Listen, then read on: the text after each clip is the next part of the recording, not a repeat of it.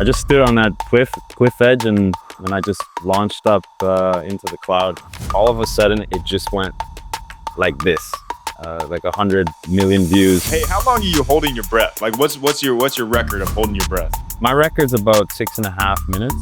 6.5 minutes? There's a lot of spiritually bankrupt people with a lot of success. You know, how many people are looking to me now for how do you find some calm and peace?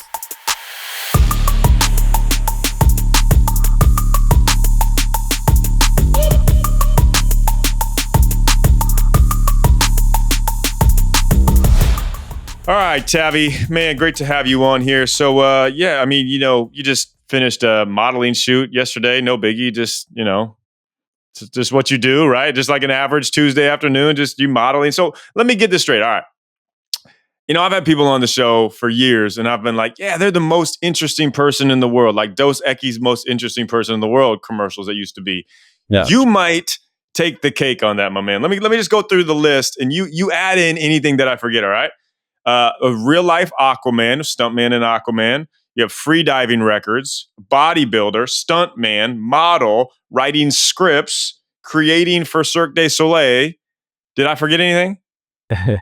I actually spend a lot of my time the last 10, 15 years as an electronic music producer. So I played at Tomorrowland, I DJs. Yeah. What? So you're a DJ or is it EDM? Which one is it? No, I was a music producer. I still am. I put that aside now for the freediving. The lifestyle was just, not complement what I wanted to do. But yeah, I lived in the Netherlands for 17 years before I moved here to Tulum. So I have a big love for music, electronic music. Played at Tomorrowland. I got that far. Just got to scroll back far enough on my feed and you'll see. And then you'll find it back in the day.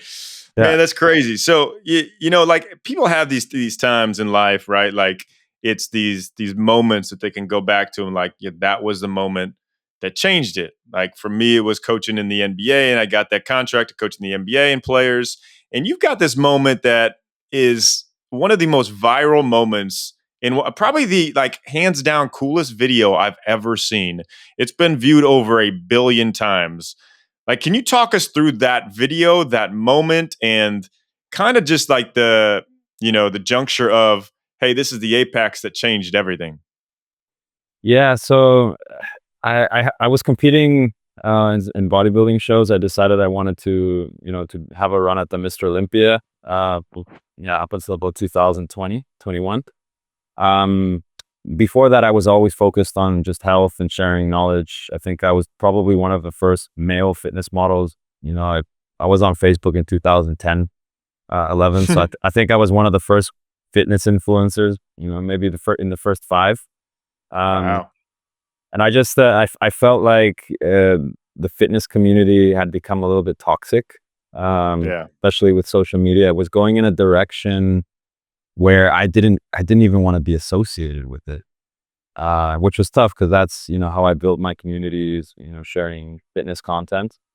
So I basically, I moved here to Tulum with my family and my daughter, completely restructured my companies to be remote. And, but I kind of I decided to step away from bodybuilding. I did focus on music here in Tulum, doing events and producing music.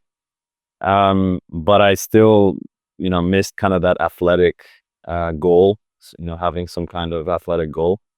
So I discovered freediving after an accident. Actually, I was doing a backflip off a waterfall in Costa Rica. I have the video. My gosh.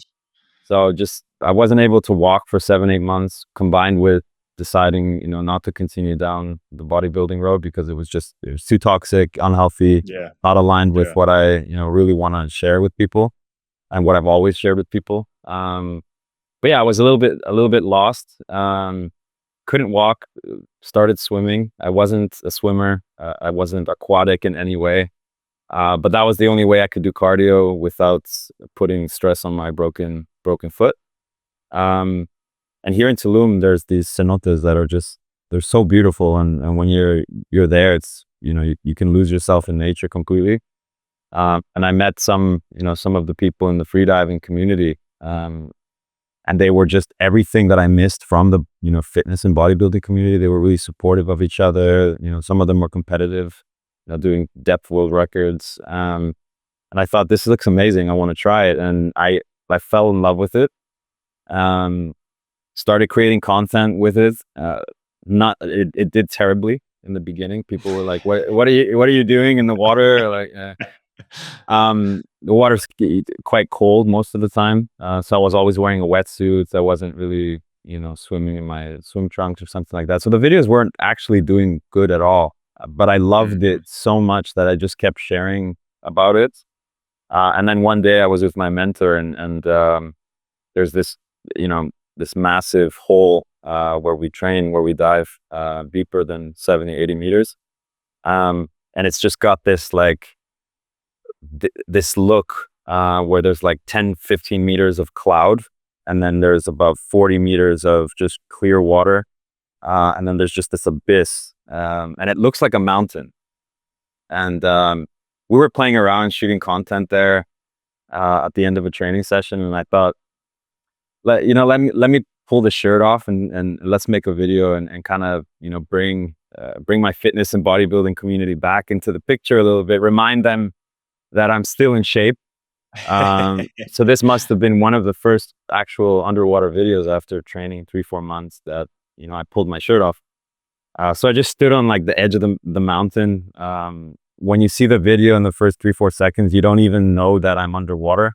No, it's kind of the what shocks people. And then I just stood on that cliff edge, and then I just launched up into the cloud. I posted it, and it didn't go viral right away. It took like 3-4 days, but all of a sudden it just went like this, like 100 million views. Then this was in 2023. And it was at that time, to get like 100 million views was a big thing. Posted it on my TikTok. It went over 50 million on my Facebook. It went over 50 million. And it just kept getting shared and shared and shared and shared. And a year later, I tried posting it again. It got 100 million again. So it's just, it's a combination of, the physique. You don't see that I'm underwater. And then I jump and you see me fly into that cloud that's there. And it just, captivated people, and they were like, wow, this guy is underwater, and he doesn't look like the typical freediver, who's usually very slender and very thin.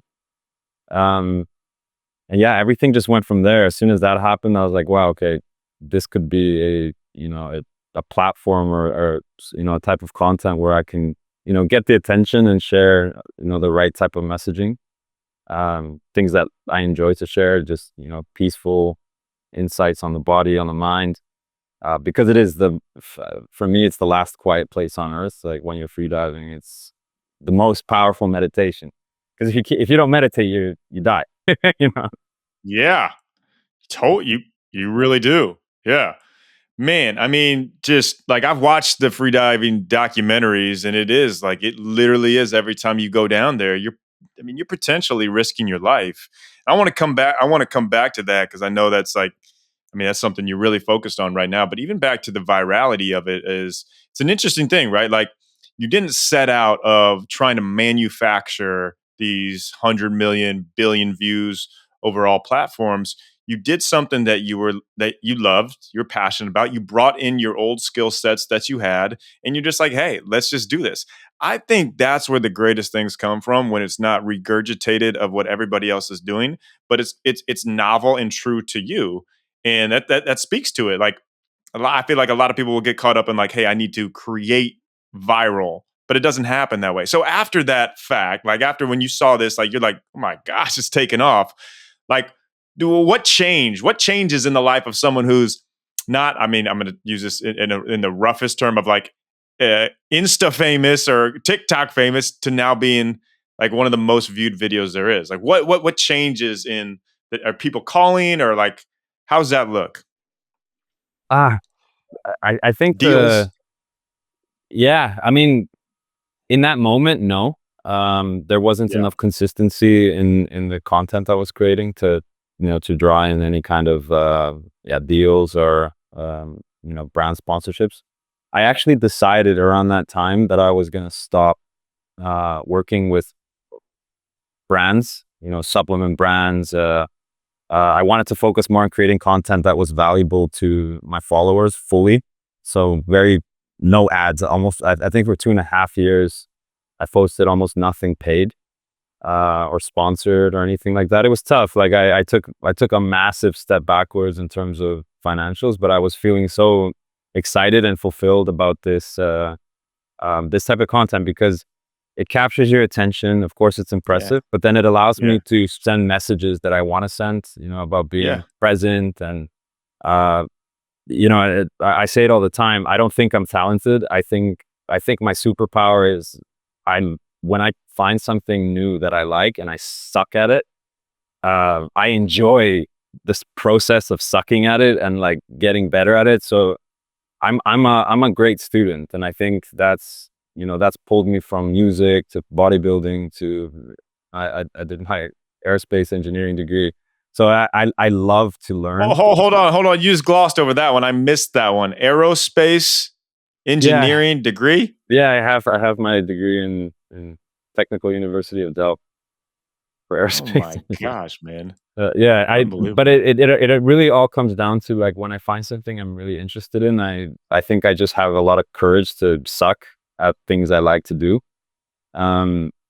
And in terms of things changing, like I just kept creating this content. I realized, okay, it's a cool combination to show my physique in the videos as well.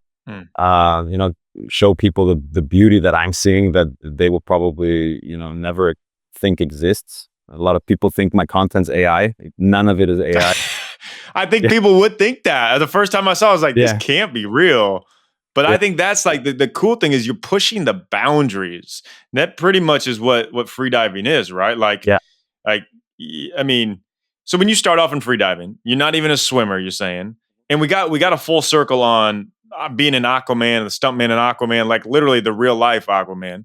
But like, how do you go into like, all right, now I'm going to freedive, and like, how long are you down there for? I think a lot of the mainstream people don't really know how difficult and challenging freediving is. No, it's like the videos you see, for me to be comfortable, like 32 meters underwater, I think that's like 100 feet underwater to like pose and, do things. I have to be an 80-meter diver, right? In terms of depth and technique. But it's a journey, and it's a really rewarding journey. It's a journey that I can honestly say I would recommend everybody if they have the ability to try it one day, because it's 1 meter at a time. You're not going from zero to where I am. And every stage of the process, first you learn how to calm yourself and not be afraid, right? And you get over that by knowing how to set up the safety and how to breathe. Then you have to learn how to equalize your ears, equalize your lungs, because the pressure is there. You can get injuries, but it's all a process. It's like any athletic endeavor, any sports. You start somewhere where you're a beginner, and it is a journey. It's a very rewarding journey. Every time you go 1 or 2 meters deeper, you're excited to come back. There's injuries, there's struggles. It's just like any other athletic endeavor. So, but it does have this visual impact on people where they're, most people, the deepest water they've seen is the deepest end of a recreational pool near where they live. To see someone, over how long are you? Hey, how long are you holding your breath? Like, what's your record of holding your breath? Yeah, so the interesting, my record's about 6.5 minutes. 6.5 minutes? Yeah. Gosh. I did that in the first, 5-6 months of my journey, like 2 years ago. But the interesting thing is the breath hold is not the most important variable in depth diving, because it's active, right? You have to have good technique. You have to be powerful enough to get back. So it's a very complex sport. It's not only about breath hold. Breath hold helps.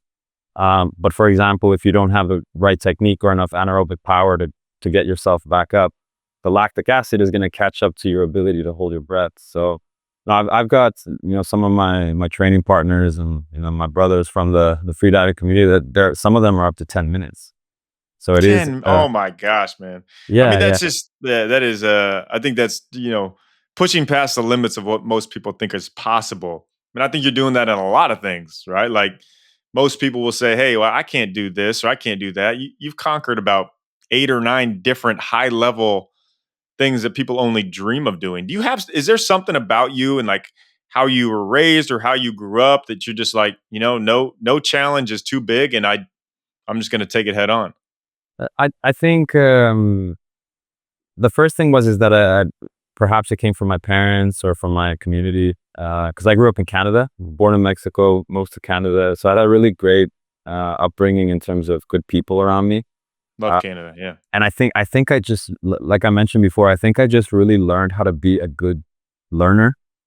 I don't get down on myself when I suck at something. I just see it as It's okay, but huge. so I Big. think I learned early to celebrate my little wins, no matter Yeah. how small they are. Um, I mean, the root of my athletic life was actually playing soccer, playing football. So I played for the Canadian youth national team, Of course you did. soccer. Yeah, of course you did. No biggie. Yeah. So that took me to the Netherlands. I moved away from my parents when I was 14 years old, 15 years old, to play football in the Netherlands. That's how I ended up in the Netherlands. Eventually went to university, left football behind.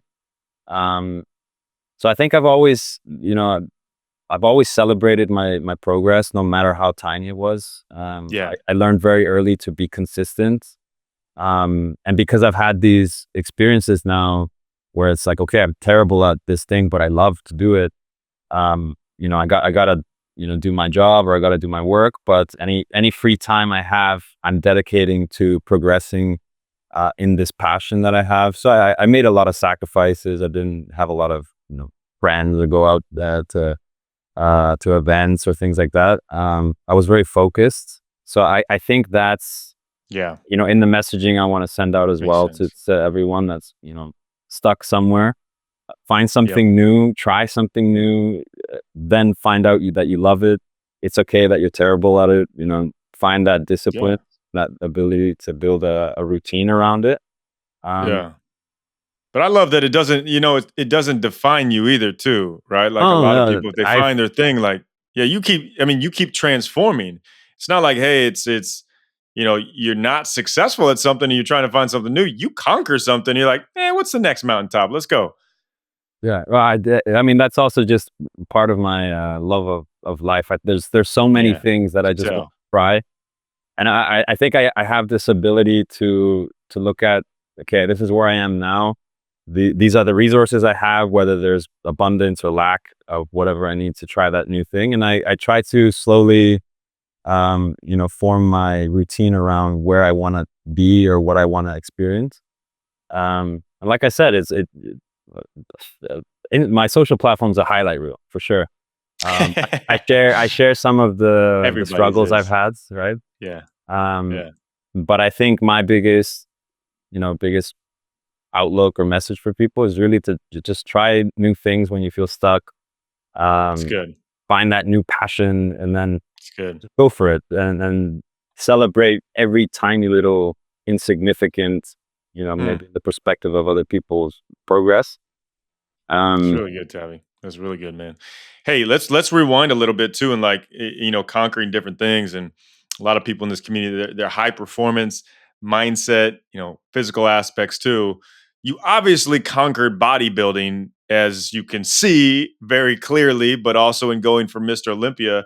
Was there anything in like in the bodybuilding physique aspect of it? You're like, hey, these are the things that people need to do that they aren't doing. Not the basics, the consistency for sure and the pushing yourself. Or is it a different thing of like, hey man, there's a dark side to it that people don't actually really know?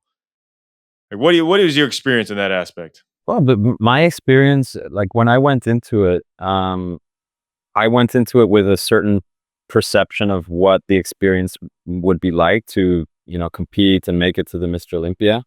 And this has happened to me on multiple occasions in my life, on other activities that I thought was, I really wanted to try this. This looks cool and fun, or But once I got into the competitive scene, it only took about 3 or 4 shows. I did get, in the top 3 in Europe, where I had reached what I felt was the ideal physique for myself. I just loved the result that I got after so many years of work. And then it became, now you have a judging panel telling you, you're not lean enough, you're not big enough here, this was not good enough, and a lot of these people are overweight, not in shape people telling you how to look. And I just realized, and this happens, and I tell this to a lot of my friends and family, and even people that I coach. It is possible that you will find out, in the journey of something you think you want to do, that it's not what you think it is. It's good. And for me, it did reach that point. So it was like, am I giving up, or have I actually achieved the goal I wanted to achieve, which was reach the peak of what I wanted to do with my physique? Is it going to bring me more value to continue this journey? And I reached the point where I just saw how unhealthy mentally and physically it is to be in that trajectory. For a lot of guys, I'm not saying for everybody, you have to have a lot of self-awareness, and you have to be very conscious of, why am I doing this? I have a lot of friends, and that I love dearly, that they're still competing, and they love it, and it's possible, but for me, it was it didn't fulfill you. Yeah. I reached the goal that I wanted to reach. So it gave me a goal. I went all in for it. I was extremely happy with what I had achieved from my physique. And I just wasn't going to let someone else tell me that wasn't good enough and I should do this or that. No, and a lot of the advice and pushes and suggestions were not in a healthy direction. So I just, slowly backed out of it. It was tough because my fans, followers, they wanted to see me, compete, continue, and get to that top. But becoming the Mr. Olympia was not what I thought it was. And that was, kind of the end result of that journey. Yeah, well, I think it's really cool because you've been able to, transfer what you're doing to. I think honestly, to reach people in more of the authentic, genuine way you want to do so, in helping people change their lives, go for their dreams, become unstuck with the platform you have now compared to what you would have had. I think it's more advantageous for that, which is really cool, man, because that's a risk. It's a leap. You've talked about it a few times. Like, hey, I went 2 years without sponsors. I did and a lot of people are very afraid to take that step back, taking the risk of knowing that it can push them further forward. Huge credit to you on that, man. All right, let's go. Like, how they do it. Like, hey, what's the jacked celebrity eating? What's he eating? How's he lifting? Can you take us through like a quick of like, all right, here's what I eat, here's how I lift. It doesn't have to be super, super long, but I think a lot of people are like, man, I want to look like Tavi. I want to be like that. What can we take away from you in that sense? The first thing is knowledge. So I think more than ever now, with AI and with all the online coaches, and you have all the information you need in order to understand energy in, energy out, how to lose body fat, how to gain muscle. So start with knowledge. And me myself personally, like I did that research in my early 20s, and I tried every fad diet. I didn't take any single thing as at face value. Good. I tried everything myself and made my own judgments. And interestingly enough, it's like I said, it starts with knowing the quantity, the energy that you need to eat to grow or not eat in order to be in a deficit and lose. But for me, for example, the last 5-6 years since since stopping with competitions is intermittent fasting. So I do use the intermittent fasting schedule. It just fits perfectly into my day. I do have a lot more mental clarity, and that's the timing difference maybe between now and 10 years ago, 15 years ago. But I'm very good at knowing, okay, if I want to maintain now, this is how many calories I need to eat. If I want to grow, and I'm not crazy counting things all the time. I dedicated myself for a few months, and then I You you smart. Yeah, you kind of just learned it. get You used learned to it. it. You understand Yeah, it. sure. If I do notice I'm getting a little bit higher in body fat percentage than I'd like, I know how to get myself back to the body percentage that I want to be at. Um, and right now, like I fast, I try to fast 20 hours a day. And I'm on a maintenance schedule, so I'm eating 3,000 to 4,000 calories. The higher end coming on days I'm doing a lot of diving or swimming or activity. Yeah. Man, And so you're just packing that in. Like it's almost like the warrior diet, kind of like you're doing that one big meal at that little the feeding I window. well, it's also learning about yourself. I'm very, everybody's different. Everybody's insulin responses are different. Everybody's, digestion is different. So even when I'm coaching people, I try to guide them to learn their own body and not tell them what I do, because you try everything and let's figure out what works best for you. But for me, especially now with diving, I dive better when I'm fasted. I have more mental clarity when I have to do my work in the morning and afternoon. So it's just, it fit perfectly. And I also, when I eat, my insulin response is quite aggressive. I get hungry very fast. So if I start eating early in the morning, Yeah, you're gonna like be hungry. the It whole turns it day, I'm on. just thinking about food. So, and I I mean, get it. what I realized is, even on maintenance calories, which is, 4,000 calories, a decent amount of food in 5 or 6 meals, if you wanted it to spread that way, I still felt hungry at the end. Whereas if I kind of compress everything, I train, I'm exhausted at the end of the day, and then I finally start eating, then I feel full and I feel satiated and I feel like, that's nice. Then I relax for a couple hours before bed, if possible. So I'd say right now that's what's working for me, probably indefinitely. It's good, man. Um, yeah. So Like, yeah, knowledge and just trying everything and kind yeah. of iterating towards your own perfect plan is my No, that's method. cool, man. I like that detail too. It gives people like, intermittent fasting, you put in this 4-hour window. It's a good way to do it. Okay. All right. Before we let you off here, so I know you got something next coming. Like, yeah, I feel like you're just going to conquer another world of it.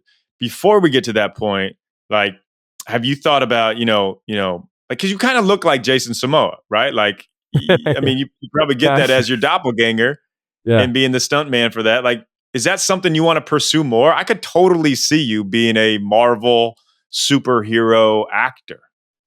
Um, it was always on my mind to get into entertainment in some ways. I went to LA 12 years in a row, 2, 3 times a year for fitness expos and content. And Yeah. I considered moving there and, starting that.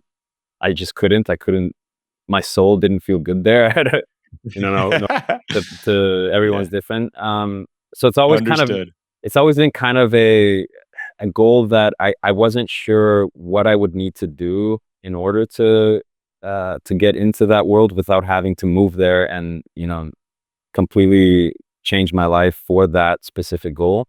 But now with these videos, Yeah.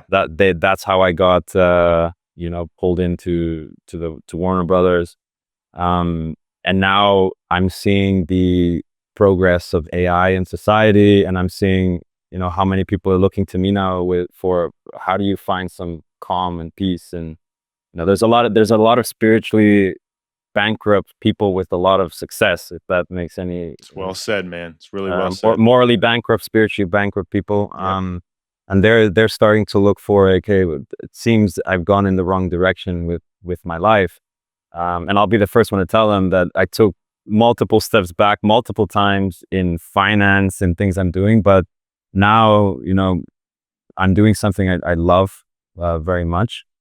And I think the next kind of mission I have is to glue everything together. And I'm writing a script. So, and in that script, the theme is going to be this future where AI is going to make everything very easy for a lot of people, but people are going to lose their purpose, right? Life will be easier, but you're going to lose your purpose, your job, your purpose. Then it's going to be harder to become fulfilled. And I think we're going into a transition period where there has to be a lot of awareness around how do we reconnect with ourselves, with nature. How can we, it's cool if Mhm. everybody's born and you have a roof over your head and food provided because we live in a utopia. But how do you find now your meaning in life? I think that's going to become harder. And I think that's going to lead to a lot of mental health issues for society. So this film is kind of my predictions, vision around how that's going to look like. And I tie in freediving through the protagonist that's going to go through this journey as one of the practices to heal, yourself through that loss of purpose. And yeah, I figured the route for that goal looks more like, what Stallone did with Rocky. Write your own story and just put it out in the world and see what happens. I won't sell my dog though. Yeah, that's Sylvester's story. Yeah, so I think that's awesome. Going back to the topics we talked about before about sucking at something. I'm right now in that phase of learning how to script write and screenplay write, developing characters. I'm in that phase right now, so I'm celebrating every paragraph I'm able to write. Little by little, and then I'll put it out into the world and see, what happens to it. And it's going to be it's going to combine all the things that I've had the pleasure of experiencing in life, fitness, freediving, music, just glue it all together into a script where I can, put it all together and hopefully it synergizes into something cool. Hey man, knowing your track record, it's going to hit and it'll be a big hit. Trust me, we'll do this. Will be a couple years from now. We'll do this again. We'll be talking about the movie being the #1 movie on Netflix. Yeah, like I say that in all sincerity of like that's what's going to happen. I think you probably know that too, but I know it's always when you're going through something new and it's difficult. But bro, I think you. In so many ways, you're an inspiration. Like to me, to everybody, listen to this podcast, just to see like there's really no ceilings in life. You can have a ton of fun pursuing what you want to pursue, not caring about, what the world says is results, success, but you just create your own story. And I think you're a master at creating your own story, Tavi. Thank you. Yeah, brother. Thank you so much for coming on. Thanks really for appreciate having your me. time. Thank you so much for tuning in. And if you enjoyed this episode, there's plenty more where it came from. You can go find another episode just like it right here. Come on. You can click it. You know you want to.